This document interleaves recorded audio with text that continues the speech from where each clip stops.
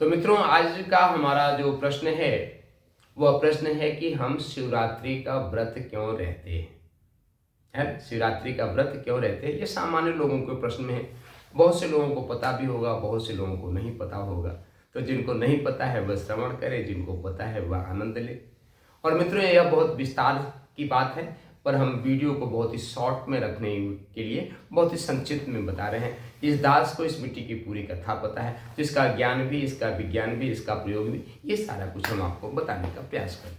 मित्रों, सबसे पहले व्रत क्यों रहते हैं यह प्रश्न समझ लें, फिर शिवरात्रि का व्रत क्यों रहते हैं यह समझ लें। व्रत क्यों रहते हैं, यह सबसे पहला प्रश्न है हमारा।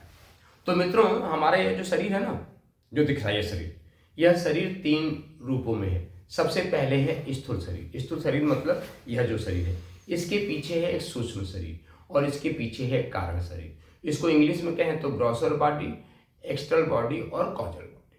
तो मित्रों, स्थूल शरीर का पोषण किससे होता है? स्थूल शरीर का पोषण होता है सुंदर सुंदर भोजन और पकवान खाने से, और सात्विक भोजन। मित्रों, जैसा अन्न खाएंगे वैसा मन बनेगा। आपका मन आपका अन्न पर निर्भर करता है। यदि आप सतोगुणी अन्न खाएंगे तो आपका मन सतोगुणी बनेगा। आप रजोगुणी मतलब जैसे पिस्ता, बादाम, ये सारी चीजें खाएंगे तो आपका मन रजोगुणी बनेगा। जब मन रजोगुणी होगा तो वह चंचल होगा। और यदि आप तमोगुणी चीजें खाएंगे तो आपका मन तमोगुणी होगा। तमोगुणी चीज क्या है? मांस है, मदिरा है, अंडा है, लहसुन है, प्याज है। लहसुन प्याज भी, ये सारी तमोगुणी आती है। तो आपको सबसे पहला प्रयास करना चाहिए कि सतोगुणी चीज़ों का ही आप अपने को सेवन करें। तो हमारा कहने का मतलब है कि इन भोज्य पदार्थों से हमारे इस स्थूल शरीर का पोषण होता है। इसके पीछे जो सूक्ष्म शरीर का पोषण है मित्रों, सूक्ष्म शरीर भावनाओं का बना होता है, वैचारिक विचारों का बना होता है। उसका पोषण आपकी भावनाओं से होता है, तरंगों से होता है, वेव से होता है। और वह सूक्ष्म शरीर मित्रों इस भारत के ग्रह नक्षत्रों से, आपको पता है कि इस आकाश में जो 9 ग्रह घूम रहे हैं, हमारी राशियां हैं, नक्षत्र हैं, ये सारे इस ब्रह्मांड में घूम रहे हैं। तो मित्रों, उनकी जो मतलब कि जो स्विच है, उनका जो चिप है, इस आपके मन मस्तिष्क में भी है। तो मित्रों, व्रत रहने का ये तात्पर्य है कि जिस दिन भी हम व्रत रहते हैं, हम व्रत करते हैं, तो क्या होता है मित्रों, उस दिन हमारे सूक्ष्म शरीर का पोषण होता है। हमारे सूक्ष्म शरीर का पोषण होता है। अब आपके मन में जिज्ञासा उठ रही होगी ना कि व्रत रहने से सूक्ष्म शरीर का कैसे पोषण होता है मित्रों, कैसे ये पोषण होता है? तो मित्रों, जिस दिन भी हम व्रत रहते हैं, चाहे हम सोमवार का व्रत रहें, चाहे मंगलवार का व्रत रहें, बुधवार का व्रत तो बहुत कम लोग रहते हैं, पर बुधवार का भी व्रत रहना चाहिए। उनको रहना चाहिए जिनके कुंडली में राहु और केतु का नकारात्मक प्रभाव दिख रहा है, वो बुधवार का भी व्रत रह सकते हैं। लोग बृहस्पतिवार का सबसे ज़्यादा व्रत रह होते हैं। यदि किसी के कोई काम, बार बार कोई प्रयास करते हैं, कोई काम करते हैं और उनका काम पूरा नहीं हो रहा है, ऐसे लोगों को बृहस्पतिवार का व्रत रहना चाहिए। यदि आपके अंदर शक्ति का अभाव है, आप अपने को कमजोर महसूस करते हैं, सारी चीज़ें हैं, तो आपको शुक्रवार का व्रत रहना चाहिए। यदि आपके ऊपर शनि की 7.5 चल रही है, शनि का दुष्प्रभाव है, तो आपको शनिवार का व्रत रहना चाहिए। यदि आप चाहते हैं कि भगवान सूर्य की कृपा आपके बने, आप तेजस्वी बने, नियमित बने, आलसी प्रमादी आप बने रहते हैं, कोई काम करने का मन नहीं करता है, तो आपको भगवान सूर्य का व्रत करना चाहिए, जो रविवार को होता है। जब आप रविवार को व्रत करेंगे तो आप तेजस्वी बन जाएंगे, आपके जीवन से आलस, प्रमाद, ये सारी चीज़ें खत्म हो जाएंगी मित्रों। तो ये है जो है रविवार के व्रत का क्रम। तो जिस दिन, अब हमारा प्रश्न है कि हम व्रत रहते क्यों हैं, ये हमारा प्रश्न है। तो मित्रों, जब आप व्रत रहते हैं तो क्या होता है कि शरीर को खाना तो मिलता है, और जब खाना नहीं मिलता तो व्रत के दिन सामान्य व्यक्ति जो व्रत करते हैं उनको निर्जला व्रत नहीं करना चाहिए। उनको क्या है कि व्रत के दिन खूब पानी पीना चाहिए। खूब पानी का मतलब ये नहीं कि आप 20 लीटर पानी पी लो और पेट फूल जाओ और परेशान हो जाओ, नहीं। हर 1 घंटे बाद 1 गिलास पानी पीना चाहिए। हर 1 घंटे बाद 1 गिलास पानी। 1 गिलास पानी मतलब 200 से 250 ml जो 1 गिलास में पानी आती है, हर 1 घंटे बाद पी सकते हैं। इससे क्या होगा कि इससे आपके शरीर का शोधन होगा। तो पहला आपके प्रश्न का उत्तर कि हम व्रत क्यों रहते हैं, तो हम अपने शरीर के शोधन के लिए, हमारा शरीर शुद्ध हो, इसके लिए हम व्रत रहते हैं। ये आपके प्रश्न का सबसे पहला उत्तर है कि हमारा व्रत शुद्ध हो। अब समझिए मित्र, आप कुछ खाएंगे नहीं, आप ढेर सारा पानी पिएंगे तो मित्रों पेट में जितना भी कचरा महीनों से सालों से जमा हुआ है वे सब मल के माध्यम से बाहर निकल जाएगा। मित्रों एक दिन प्रयोग करके तो देखो, हर 1 घंटे बाद आप पानी पियो और पेट में कचरा जितना भी जमा है। आप एक प्रयोग और भी कर सकते हो, क्योंकि योग और आयुर्वेद का मित्रों ये दास ज्ञान रखता है। तो आप हल्का सा गुनगुना पानी करो और 1 चुटकी सेंधा नमक डालो। शुरू के 1-2 मतलब कि गिलास में 1 चुटकी, एक गिलास पानी में 1 चुटकी सेंधा नमक डालो हल्के गुनगुने पानी में। अब सुबह सुबह आप 3-4 गिलास पानी पी लो। देखो मित्रों पेट गड़गड़ गड़गड़ करके इतना साफ हो जाएगा कि आपके आंतों में एक भी मल का तिनका टिकेगा नहीं। तो सबसे पहला पत्र है कि हमारे शरीर का शोधन होता है यदि हम व्रत रहते हैं और व्रत के दिन जल का पान करके और सारे मल को बाहर निकाल देते हैं तो। एक उत्तर। दूसरा उत्तर है मित्रों कि जब हम व्रत रहते हैं तो व्रत के दिन हमारे शरीर का पोषण होता है। अलग अलग दिन अलग अलग पोषण होता है। जैसे यदि हम सोमवार का व्रत रहते हैं तो मित्रों उस दिन इस पूरे ब्रह्मांड में अलग प्रकार की तरंगे रन करती हैं। जैसे होता है ना, हमारे इस पूरे ब्रह्मांड में 7 रंग होते हैं जिनको कहा जाता है बैगनी, आह, पिनाला। बैगनी, नीला, आसमानी, हरा, बैगनी, आह, पिनाला, पीला, नारंगी और लाल। ये 7 रंग व्यक्तियों, 7 रंग के, इसीलिए 7 दिन होते हैं व्यक्तियों। 7 रंग होता है बैगनी, नीला, आसमानी, हरा, पीला, पीनाला, नारंगी और लाल। तो ये जो है ये 7 रंग इस वातावरण, तो 7 दिन भी भगवान ने बनाए। तो सोमवार को व्रत बनाए तो उस दिन एक अलग सा जो है वातावरण में तरंग होती है। मंगलवार को एक अलग रंग की तरंग होती है। बुधवार को एक अलग प्रकार की तरंग होती है। बृहस्पतिवार को एक अलग प्रकार की तरंग होती है। जैसे बृहस्पतिवार को पीले रंग की तरंग होती है, शुक्रवार को लाल रंग की तरंग होती है, शनिवार को काले रंग की तरंग होती है और सूर्य भगवान रविवार को श्वेत रंग का तरंग होता है। तो मित्रों जिस दिन आप तरंग रहते हैं तो आपके मन में आ रहा है हमारे शरीर का पोषण कैसे होता है। हम कुछ खाते तो है नहीं, कुछ भी अन्न जहर ग्रहण नहीं करते हैं, तो हमारे शरीर का पोषण कैसे होता है। तो मित्रों जिस दिन आप व्रत रहते हो और ढेर सारा जल का पान करते हो तो मित्रों आपको पता होगा कि जल जो है ना मैग्नेट का प्रयोग करता है। आप किसी नंगी तार को जिसमें करंट प्रवाहित हो रहा है मित्रों, यदि आप खाली सूखे हाथ छोड़ लो तो हो सकता है कि आपको करंट नहीं मारे, पर जैसे ही गीले हाथ से छुओ करंट पकड़ता है। क्यों? क्योंकि जो जल है ना मित्रों ये बिजली को बहुत तेजी से पकड़ता है। इसीलिए कोई डंडा गीला हो, आप अब नंगे तार को आप सूखे डंडे से छुओ मित्रों आपको करंट नहीं मानेगा, और वही डंडा गीला डंडा हो बरसात में भीगा हो उसको लेकर आप खुली हुई तार को छू दो आपको करंट मारेगा। अर्थात आपको ये समझ में आ जाना चाहिए, विज्ञान भी इसको प्रभावित कर रहा है कि पानी जल जो है वह करंट को प्रवाह करने का माध्यम बन जाता है। तो वैसे व्रत के दिन आप जब खूब जल का पान करते हैं, नियमित संयमित जल का पान करते हैं, तो मित्रों आपका शरीर इस कॉस्मॉस से, इस अनंत ब्रह्मांड में जो ऊर्जा समाहित है उसको उस दिन के ऊर्जा तरंग को अवशोषित करता है, सोखता है, ठेठ भाषा में करते हैं, इंग्लिश में बोले तो एब्जॉर्ब करता है। और जब एब्जॉर्ब करता है तो आपका जो सूक्ष्म शरीर है, जो एक्सटर्नल बॉडी है मित्रों, वह पुष्ट होता है, वह प्रभावशाली बनता है, वह ताकतवर बनता है, और जो सारे आपके काम नहीं बन रहे थे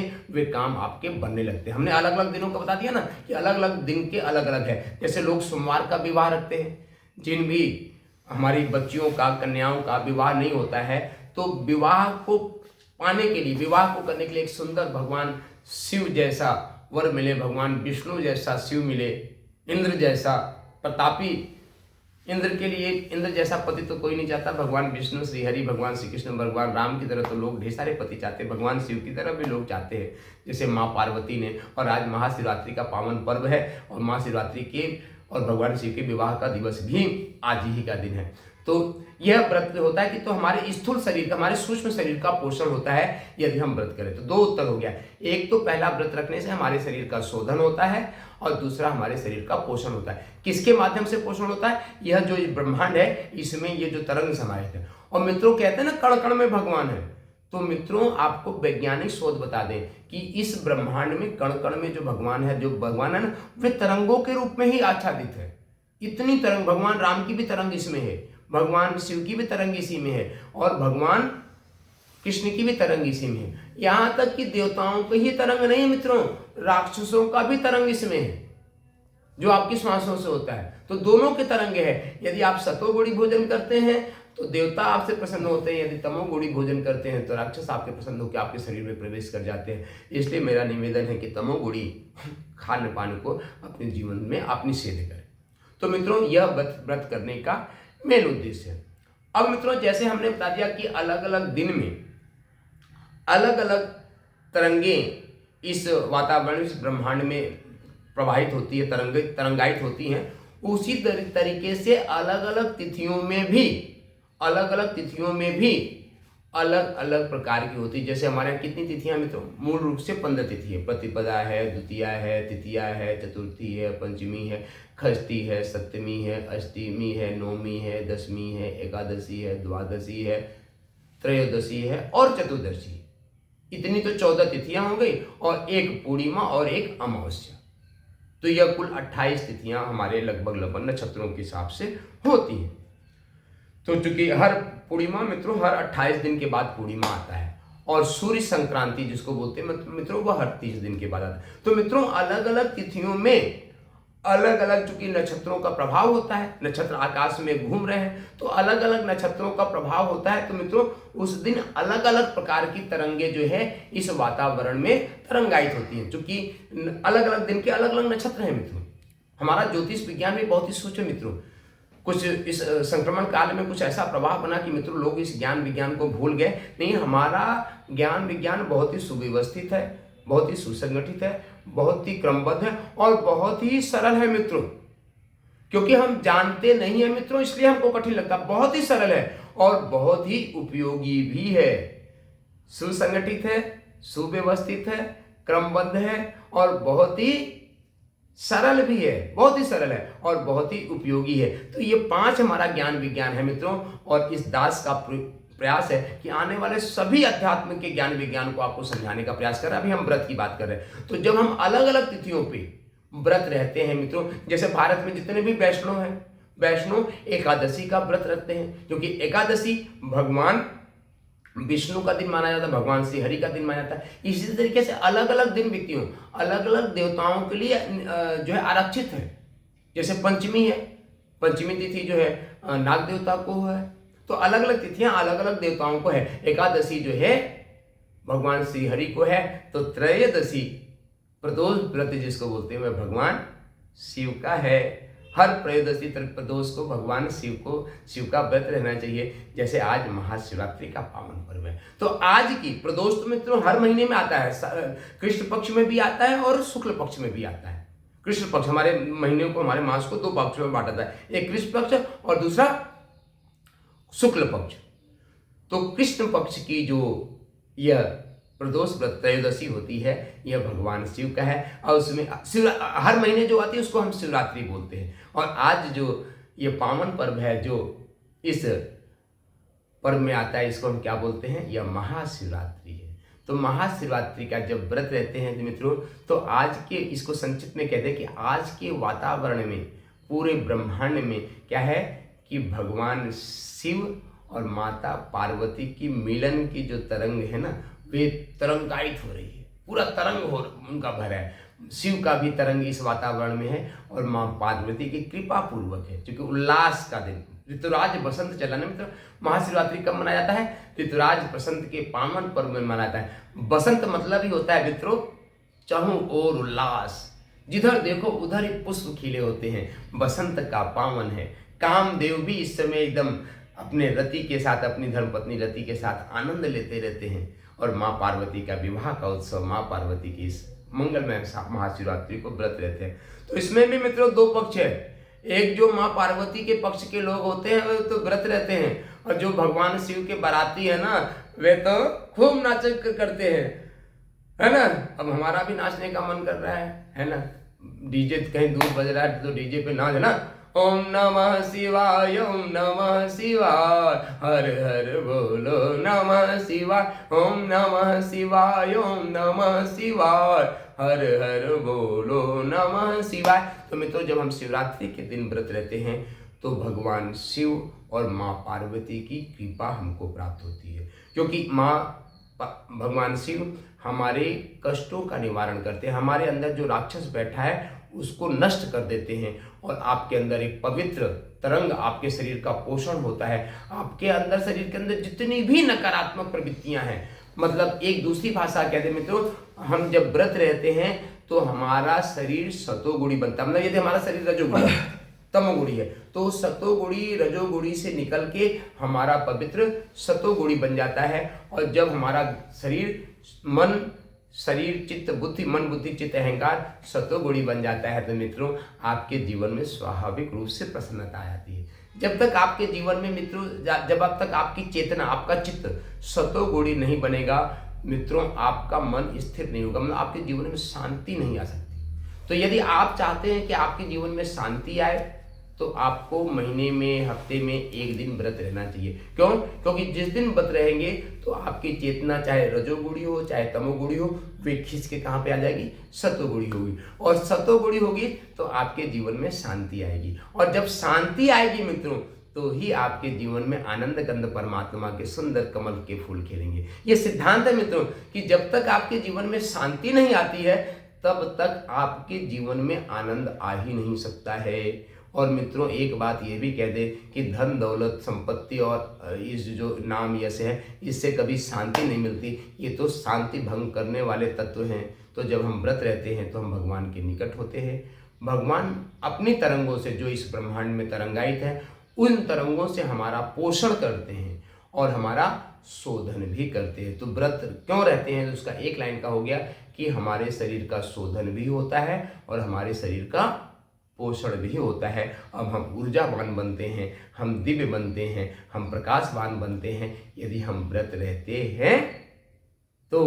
और जब महाशिवरात्रि के पावन पर्व पर व्रत रहते हैं तो भगवान शिव और माँ पार्वती, चूंकि आज यह दिन त्रयोदशी प्रदोष का व्रत उन्हीं के लिए निर्धारित है और उनकी कृपा हमारे ऊपर बरसती है और हम सब दिव्य, निर्मल और उज्जवल बन जाते हैं। आइए एक बार प्रणाम करते हैं। सिद्ध बुद्धि सहिताय श्रीमन महागणाधिपतये नमो नमः। ओम उमा महेश्वराभ्याम नमो नमः। ऐसे महाकाल, ऐसी माँ पार्वती जो असंभव को भी संभव बना देती हैं, आइए उनको नमन बंदन करते हैं। सर्वमंगल मांगल्ये शिवे सर्वार्थ साधिके शरण्ये त्र्यंबके गौरी नारायणी नमोस्तुते, नारायणी नमोस्तुते। ओम वंदे देवमुमापतिं सुरगुरुं वंदे जगत्कारणं वंदे पद्मभूषणं मृगधरं वंदे पशूनां पतिं वंदे सूर्यशशाङ्कवहिनयनं वंदे मुकुन्दप्रियं वंदे भक्तजनाश्रयं च वरदं वंदे शिवं शंकरं वंदे शिवं शंकरं। आइए ऐसे महाकाल भगवान को प्रणाम करते हैं जो असंभव को संभव बना देते हैं। महाकाल विराजमान है। आइए महाकाल को असंभव से संभव बना देने वाले महाकाल को प्रणाम करते हैं। ओम असंभवं संभवकर्तुमुद्यतं प्रचंड झंझावृतिरोधसक्षमं युगस्य निर्माण कृते समुद्यतं परमं महाकालममुं नमाम्यहम्, परमं महाकालममुं नमाम्यहम्। आइए इस महाशिवरात्रि के पावन पर्व पर सारे संसार का कल्याण हो, सबका मंगल हो, इस भाव से प्रार्थना। ओम स्वस्ति प्रजाभ्यां परिपालयन्तां न्यायेन मार्गेण महीं महिषां गोब्राह्मणेभ्यः शुभलोकमस्तु। लोकाः समस्ताः सुखिनो भवन्तु, सर्वे भवन्तु सुखिनः, सर्वे सन्तु निरामयाः, सर्वे भद्राणि पश्यन्तु मा कश्चित् दुःखभाग् भवेत्। श्रद्धां मेधां यशः प्रज्ञां विद्यां पुष्टिं श्रियं बलं तेजायुष्यम् आरोग्यं देहि मे हव्यमानं, देहि मे हव्यमानम्। ओम पूर्णमदः पूर्णमिदं पूर्णात् पूर्णमुदच्यते पूर्णस्य पूर्णमादाय पूर्णमेवावशिष्यते। ओम पूर्णादर्विपरापतस्य पूर्णा पुनरापत वैष्णव विकीर्णा वै समूर्जगम सत्कृतो स्वाहा सर्वग्वै पूर्णगम स्वाहा। आइए यज्ञ वै सर्व काम दुख, यज्ञ सभी कामनाओं की पूर्ति करती, यज्ञ भगवान श्री हरि को प्रणाम करते हैं। ओम यज्ञेन यज्ञमयजन्त देवास्तानि धर्माणि प्रथमन्यास ते हनगम महिमानः सदन्त पूर्वे साध्या संदेव मंत्र पुष्पांजलि समर्पयामि। श्री गुरुचरण कमलेभ्यो नमो नमः। हम सबके जीवन में शांति आए, हमारे घर परिवार में शांति आए, सारे विश्व में शांति स्थापित हो, इस भाव से शांति पाठ। ओम देव शांति अंतरिक्ष गम शांति पृथ्वी शांतिराप शांतिरोखादय शांति वनस्पतयः शांति विश्वदेवः शांति ब्रह्म शांति सर्वगम शांति शांतिरेव शांति सामा शांतिरेधि। ओम शांति शांति शांति सर्वारिष्ट शांति। मतलब बोलो आज के आनंद की जय जय श्री राधेश्याम। शक्ति शंभु। जय श्री राम।